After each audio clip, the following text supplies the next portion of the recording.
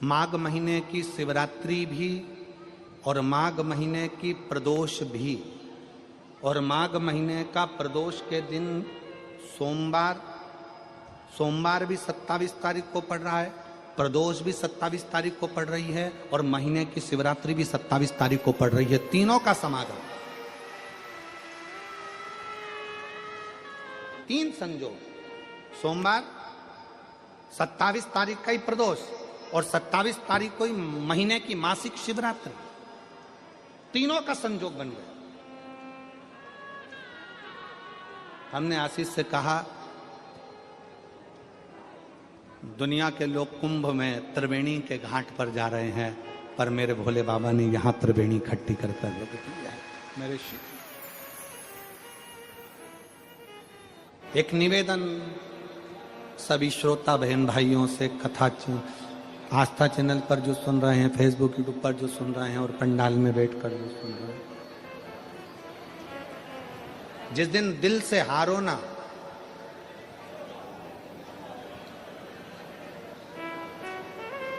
थोड़ी तकलीफों में अगर घिर जाओ, तकलीफें आ जाएं, कष्ट आ जाए, तकलीफें जिस दिन तुम्हारे भीतर बहुत ज्यादा मात्रा में आ जाए, उस दिन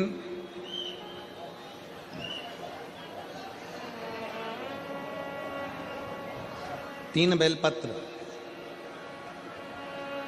एक बेलपत्र में पीला चंदन, बीच वाली पत्ती। जिस दिन तुम्हें लगे कि मैं बहुत दुखी चल रही हूं और मेरा काम हो ही नहीं रहा, बहुत तकलीफ की जिंदगी चल रही है, कोई हाथ पकड़ने वाला नहीं है, कोई संभालने वाला नहीं है और बहुत तकलीफ हो रही, बहुत तकलीफ। उस समय पर एक बेलपत्री के बीच वाली पत्ती पर पीला चंदन, दूसरी पत्ती पर लाल चंदन और तीसरी पत्ती पर 11 चावल गीले, पानी में उसको थोड़ा सा भिगो लें या धो लें, 11 चावल गीले शिव जी की उस पत्ती पर रखी। सबसे पहला पीला चंदन का बेलपत्र, दूसरे नंबर पर लाल चंदन का बेलपत्र, तीसरे नंबर पर जो 11 चावल आपने धोकर रखे हैं वो हाथ की हथेली में रखना है, और हाथ की हथेली में रखकर अपनी कामना कर कर भगवान शंकर से विनय कर कर पंचाक्षर मंत्र नमः शिवाय या षडाक्षर मंत्र ओम नमः शिवाय या श्री शिवाय नमस्तुभ्यम बोलकर उस बेलपत्र पर सीधे हाथ में रखकर उल्टे हाथ का स्पर्श कर कर बाबा से अपने मन के भाव कहकर शंकर के शिवलिंग पर उसे समर्पित कर दीजिए। एक ही लोटा जल, जहां से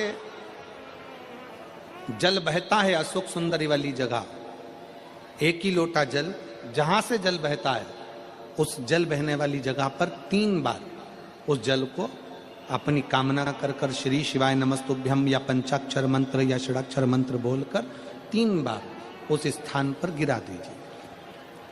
गिराने के बाद में बाबा से विनय कर कर अक्षत वाली जो बेलपत्र है, एक बेलपत्र और एक अक्षत उसमें से अपने लिए लेकर आ जाओ। उसको 2 महीना 3 महीना अपने घर में रखिए। जितना भी दुख है धीरे धीरे बाबा समाप्त कर कर खुशियां घर में लेकर आता ही है। दुख समाप्त होगा, खुशियां घर में आएगी जरूर।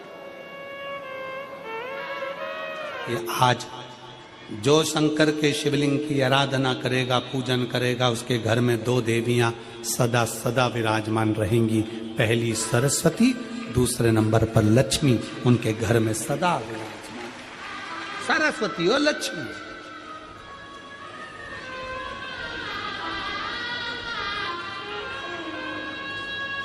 एक देवी का फूल होता है,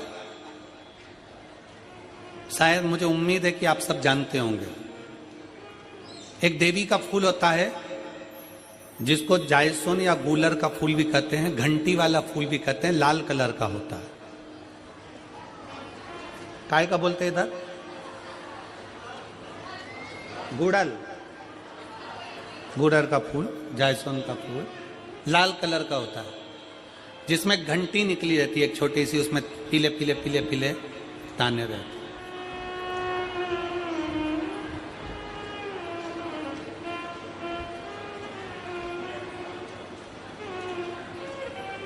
अगर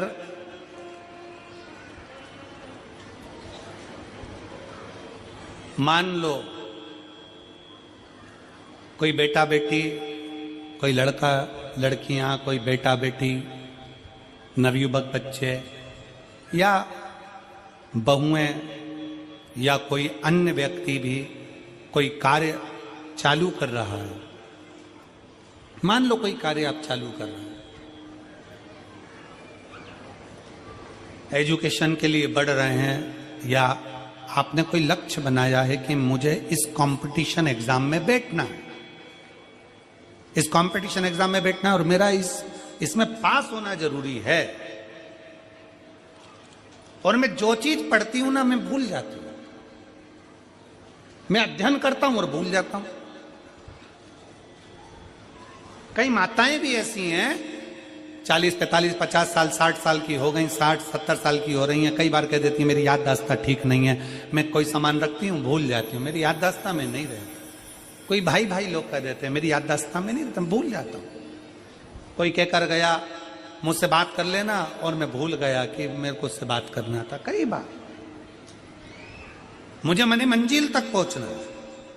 तो शिव महापुराण की कथा कहती है आप अपने परिश्रम को 4 गुना बढ़ाओ, मेहनत 4 गुना करो, पढ़ाई 4 गुना करो, अध्ययन 4 गुना करो, दिन रात एक कर दो। और साथ में जो अशोक सुंदरी की जगह है, ये शिवलिंग समझ लेना जरा, ये जलाधारी पार्वती जी का हस्त कमल, ये शिवलिंग, ये जलाधारी, और यहां से जल बहता है। राइट में गणेश जी, लेफ्ट में कार्तिकेय जी, और बीच में जम के बोलो जरा अशोक सुंदरी। ये बीच की जगह जो घंटी वाला फूल होता है, जिसको आप लोग जायसवान बोले कि आपके क्षेत्र में गुलर बोले, देवी जी को चढ़ता है। देवी जी का अति प्रिय पुष्प है, माता रानी का वो लाल पुष्प अति प्रिय। उसी पुष्प को ये बेलपत्र की जो डंडी होती है, बेलपत्र की जो डंडी का भाग होता है, उस घंटी का भाग उसी डंडी की ओर होना चाहिए।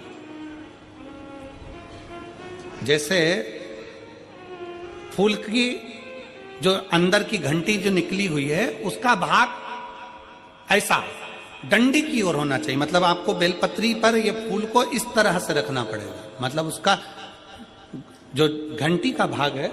हाँ लाइए फूल लाओ, जेरा फूल मिल गया वो।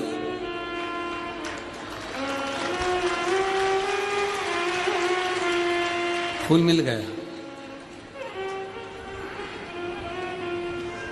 भारत में फूल जल्दी मिल भी जाता है,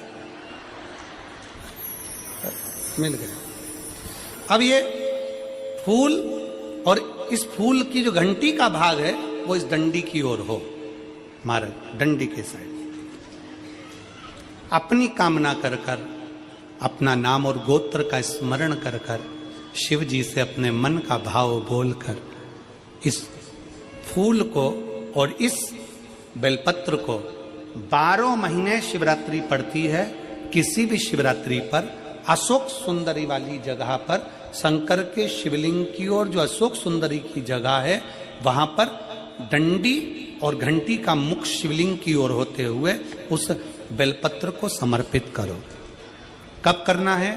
पहले 1 लोटा जल समर्पित कर कर, फिर ये बेलपत्र अपनी कामना कर कर, बाबा से विनय कर कर, बाबा मेरा ये कंपटीशन एग्जाम है, मैं पढ़ूंगी, 4 गुना मेहनत करो, अध्ययन करो, अच्छी पढ़ाई करो, दिल से पढ़ो, रात दिन एक कर दो, और 1 घंटी का पुष्प, 1 बेलपत्र, जब तक तुम्हारा एग्जाम ना आए, 4 महीना, 5 महीना, 3 महीना, प्रत्येक शिवरात्रि, हर महीने शिवरात्रि आती है, प्रत्येक शिवरात्रि पर समर्पित करो। आप अपने लक्ष्य तक पहुंचोगे ही, कोई रोक नहीं सकता। आप अपने लक्ष्य तक, अपनी मंजिल तक पहुंचे ही जाओगे। बोल बम का नारा है। बेटा बेटियों का विवाह नहीं होता, उन बेटा बेटियों के लिए मान लो अगर कोई ग्रह ऐसे हो गए कि भाई संबंध टूट गया और संबंध टूटने के बाद तलाक हो गया, होने के बाद दूसरा विवाह ही नहीं हो रहा, संबंध टूटने के बाद मंगल विवाह दूसरा हो ही नहीं रहा, तो प्रयास करिएगा। माँ जगतजननी जगदम्बा का हाथ इस तरह से रहता है, आपने दर्शन करे होंगे पार्वती मैया के शिव मंदिर में, तो पार्वती जी का हस्त कमल शंकर जी की साक्षी में हमेशा बंधा हुआ रहता है, शिव की साक्षी में। महाराज प्रदोष काल में, प्रदोष के दिन कभी भी, किसी भी प्रदोष के दिन, वैसे तो मूल है इसमें सोम प्रदोष का वर्णन, सोमवार की जो प्रदोष पड़े उसका मूलता माना गया है, पर आप प्रयास करना कि किसी भी प्रदोष के दिन जिसका तलाक हो चुका हो, जिसका संबंध खराब हो चुका हो, संबंध हो ही नहीं रहा हो वापिस से, सोम प्रदोष के दिन जहां मां जगतजननी का हस्त कमल बंधा रहता है और शंकर भगवान का शिवलिंग है। आप लोगों ने कथा सुनी होगी कि सबसे पहली यज्ञोपवीत संस्कार, सबसे पहला यज्ञोपवीत संस्कार किसका हुआ था और किसने किया था? महाराज सबसे पहला यज्ञोपवीत माता ललिता देवी ने भगवान शंकर को यज्ञोपवीत धारण करवाया था।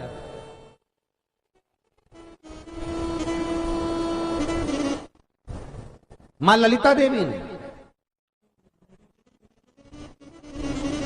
सूत्र बनाकर अपने हस्त कमल से भगवान शंकर के सम्मुख में बिठाकर भोलेनाथ जी के हस्त कमल से स्वतः सूत्र बनाया। भगवान शंकर प्रसन्न हो गए थे, बहुत प्रसन्न भोलेनाथ जी, इसलिए शंकर भगवान ने ललिता देवी को 2 वर दिए थे, एक किसी का अश्रु नहीं देखूंगा, दूसरा जो यज्ञोपवीत समित समर्पित करेगा, यज्ञोपवीत का भाव जो मुझे देगा उसके जीवन में बाधाओं को हर लूंगा। इसलिए आज भी हिंदू धर्म में देवताओं को जो यज्ञोपवीत चढ़ाया जाता है वो उलझा हुआ नहीं होना चाहिए। देवताओं को जो यज्ञोपवीत चढ़ता है उसको सुलझाकर चढ़ाया जाता है, समर्पित करेगा। अब कई विद्वान ब्राह्मण ऐसा कैसे यज्ञोपवीत में हल्दी लगाकर छोड़वा देते हैं, परंतु वो उलझा हुआ रहता है, वो सुलझा हुआ अगर चढ़ाएगा तो जो जजमान पूजन कर रहा है, जो जजमान पूजन में लगा हुआ है, उसको पूर्ण फल की अनुभूति हो, पूर्ण फल का प्राप्ति हो और ब्राह्मण भी बंधन से मुक्त हो। ललिता देवी चाहिए।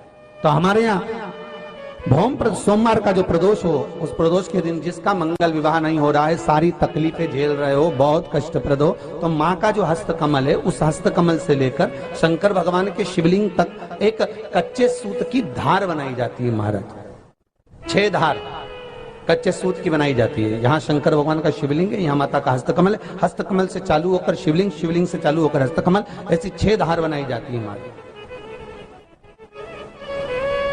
और धार बनाकर उस धार पर माखन का लेपन किया जाता है भगवान शिव को। जैसा ललिता माता ने भगवान शंकर से वर प्राप्त करा था, उसी तरह फिर उस लेपन को लगाने के बाद उसको उतारकर उसी को लपेटकर शंकर भगवान पर उसको चढ़ा दिया जाता है, मात्र अपनी मंगल विवाह की कामना कर कर। अगर कोई कुंवारी अवस्था में कर रहा है तो उसमें हल्दी लगाए, और अगर कोई शादी होने के बाद, संबंध टूटने के बाद दूसरी शादी के लिए कर रहा है तो उसमें हल्दी ना लगाए, बस इतना अंतर रहता है।